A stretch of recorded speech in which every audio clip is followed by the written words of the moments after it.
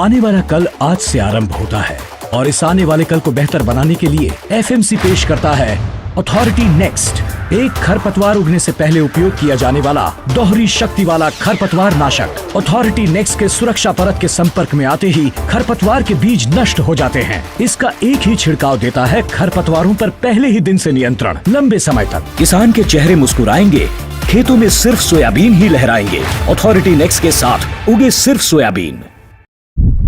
नमस्कार, मेरा नाम नरेंद्र जाट है। मैं भाट पचलाना, तहसील बड़नगर, जिला उज्जैन, मध्य प्रदेश का निवासी हूँ।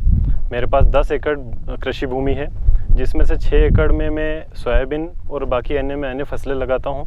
भाट पचलाना में ही मेरी कृषि आदान विक्रेता के रूप में दुकान भी है, जाट किसान बाजार के नाम से।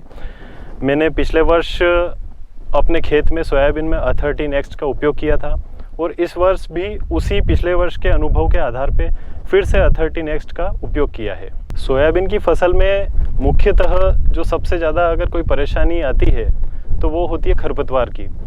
खरपतवार में भी जो सबसे ज़्यादा जिद्दी खरपतवार होते हैं वो होता है बोखना, बोखनी, फुलकिया, गाजर घास और कुंजरू, इस तरह का।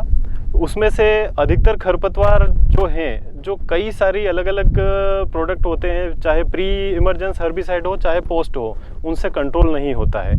जैसे कि गाजर घास, बोखनी, फुलकिया, ये तो बिल्कुल भी कंट्रोल नहीं हो पाता है।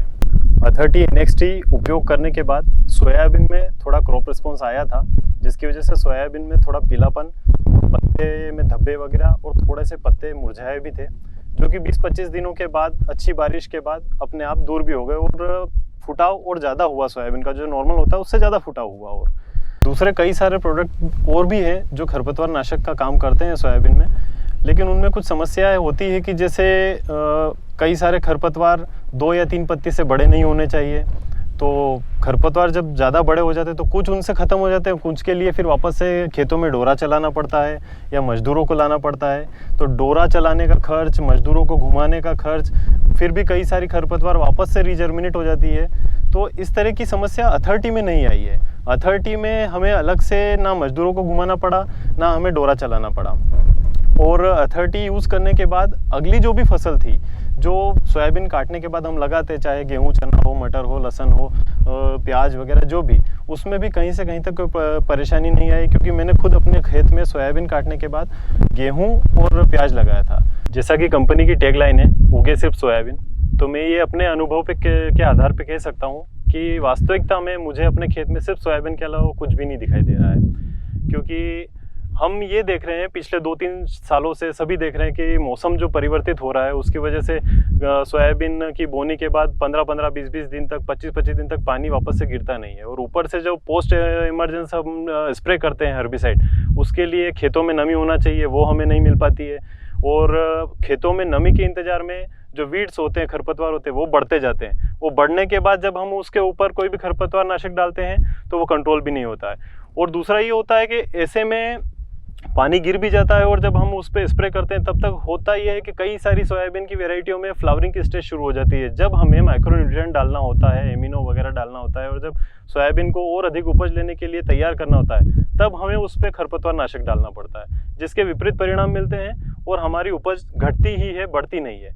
अथॉरिटी हम सोयाबीन की बोनी के 48 घंटों के अंदर स्प्रे कर देते हैं। उससे ये है कि बाद में पानी गिरे ना गिरे, लंबा पीरियड भी निकल जाए, बारिश खींच भी हो जाए, तो हमें ये चिंता नहीं रहती है कि हमें खरपतवार नाशक को ख़त्म करने के लिए कोई अलग से दवाई डालनी होगी। फिर हमें सिर्फ ये चिंता करनी है कि उस फसल को हमें इल्लियों से कैसे बचाना है, इनमें क्या क्या हमें तत्व देने हैं और कैसे उपज को ज़्यादा अच्छे से हमें बढ़वार करवानी है। मैं अपने निजी अनुभव के आधार पर सभी किसानों से अनुरोध करूँगा कि वे भी अपने अपने खेतों पर अथॉरिटी नेक्स्ट का उपयोग ज़रूर करें। एफएमसी ने कई रिसर्चों के बाद जब ये प्रोडक्ट बनाया है और इसका जो रिज़ल्ट मिला है, उससे मैं संतुष्ट हूँ, पूरी तरह से संतुष्ट हूँ। आप भी उपयोग करेंगे तो ज़रूर इससे संतुष्ट होंगे। धन्यवाद एफएमसी।